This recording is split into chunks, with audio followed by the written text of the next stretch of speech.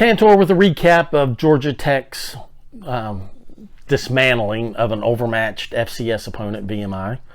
59-7. This is right off the heels of a really poor effort and a complete debacle at Syracuse.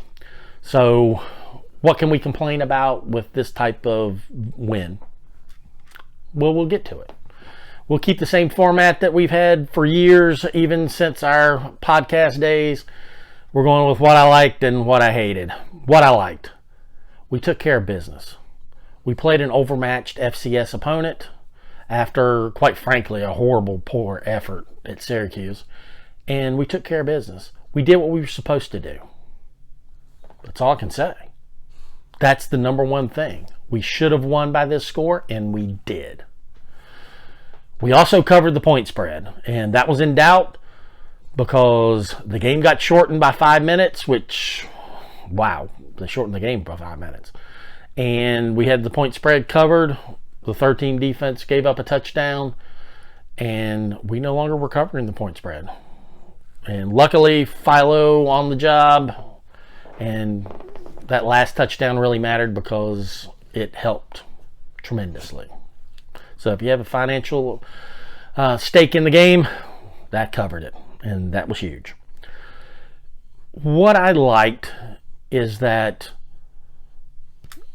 Haynes King, we turned him loose and let him throw the ball, and he was absolutely spectacular, making great throws. He was tremendous. VMI was playing a tight zone, and he was dropping that ball between the safety, the linebacker, and the corner on those deep outs, those 15-yard outs, man. He was hitting it in there. And those were great throws. Those are NFL throws. And they were perfect. And that's what I want to see from him. I mean, he was on target all game long when we dropped back and were throwing the ball. He was just fantastic.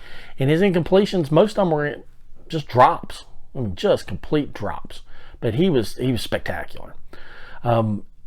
I liked seeing, because he was spectacular and we took care of business, we got to see some backups in. And I like seeing that. I like seeing Pyron out there. We know Pyron can run, but I like seeing Pyron throw. And he had a pretty decent game on his series that he was out there. And then Philo at the end, as a freshman, he can throw the ball. He can spin it. That kid can spin it. And I like seeing that. So if we can keep those kids in the pipeline, our future quarterback, pretty bright. Running back, oh, even better. I mean, we got to see Alexander played a little bit. This kid Maddox got his first action of the year in the backfield. That ran really, really well.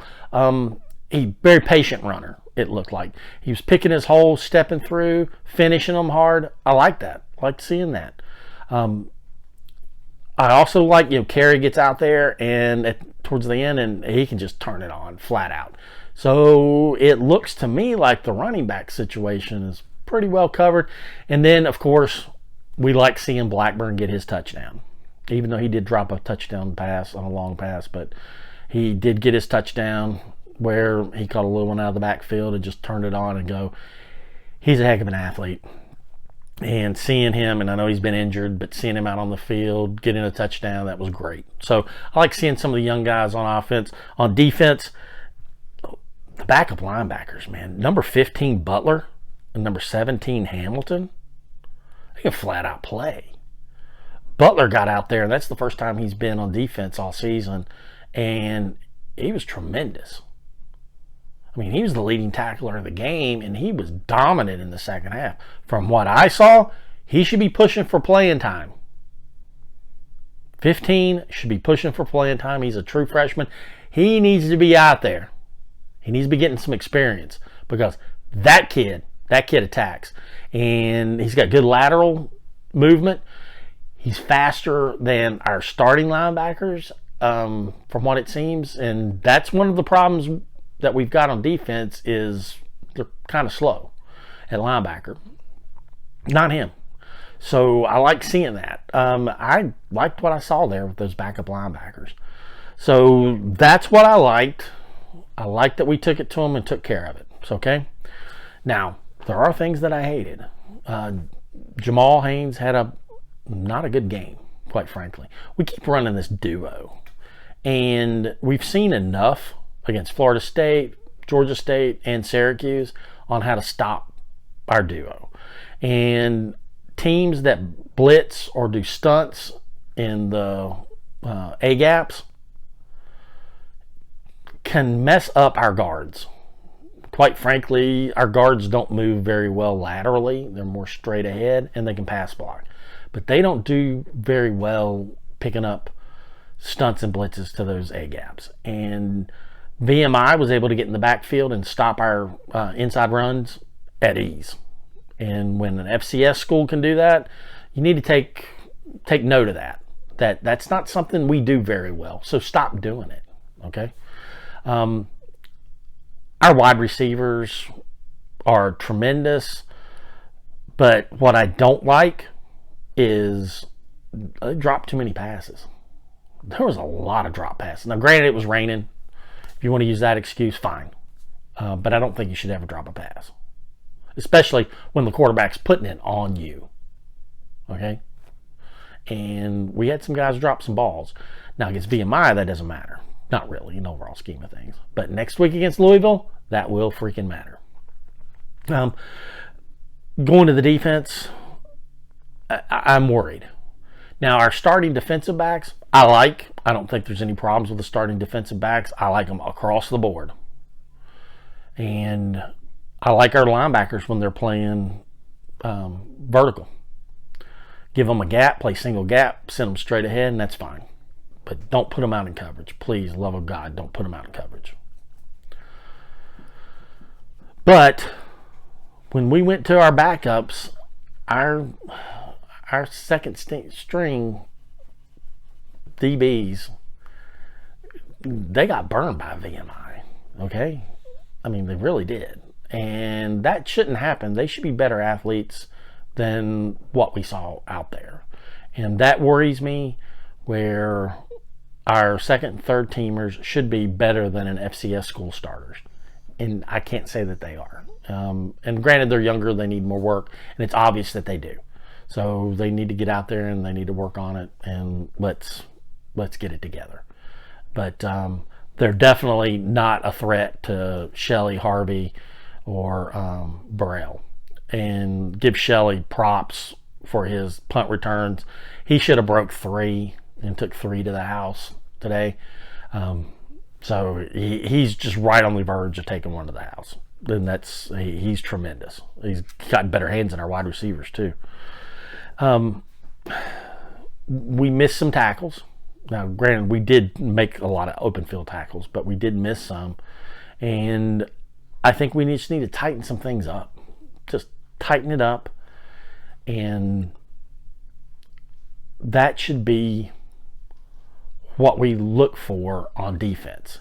And so the other stuff, all this stuff is just minor adjustments. All right, the kids need more work. We know that. But I'm really, really worried with our defense, with our defensive coaching staff calling way too many zone coverages. I keep saying it week after week. We're not a zone team. We don't have zone players. So stop running zones. And when it's, for the love of God, when it's 4th and 20, or excuse me, 3rd and 20, stop running a soft zone, because a better team would be picking these up. VMI didn't pick them up, but they were getting 18 and 19 yards that if they would have been better athletes, they would pick up the whole 20. We cannot play zone, period. Come up and make the tackle, we drop too deep. We're playing the sticks at 20 yards. They're catching the ball at 15, and our guys are just too slow to get there and anticipate the throw and anticipate it and make the tackle on the first contact. And it just doesn't work. So stop doing it. Man up our corners. Tight man. If the guy beats one of our corners, so he beats them. I mean, that's going to happen every now and then. But our athletes are better than their athletes. Period. No matter what level they are. We got 3 incredible athletes playing cornerback out there. Use them. Use them. But we don't. So I'm really, really worried when we start playing our schedule starts next week. Louisville. I'm worried about Santucci against Louisville. I'm terrified of that. From what I've seen the last 2 weeks, we're not going to have a defensive game plan that's going to be able to match Louisville. And we're going to make these mistakes. We're going to be playing these soft zones. We're going to be giving the quarterback time to throw, and we're going to be getting burned. And that's my prediction against Louisville. And we're going to have to outscore them. And if we don't turn Haynes King loose and just let him rip, then it's going to be a long night against Louisville. And he's got to get it together. So this went great. Love it. It's what should have happened.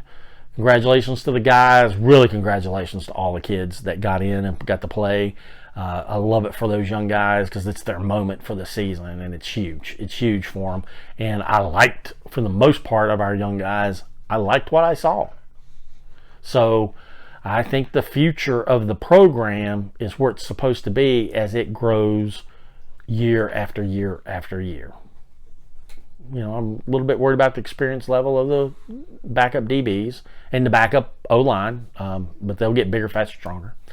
And that should be okay. I think the program is headed in the right direction, which is exactly where it needs to be. So we've got 3 wins. Season starts next week against Louisville. Real tough opponent. So I'm just hoping they go out and challenge you, Louisville, and go out and just see who the best team is, and let's go with it. Let's go man-to-man against Louisville, and let's put the pressure on them and give them our best shot, and hopefully we can get that win. But we'll see you next week, right after Louisville. Tantor out.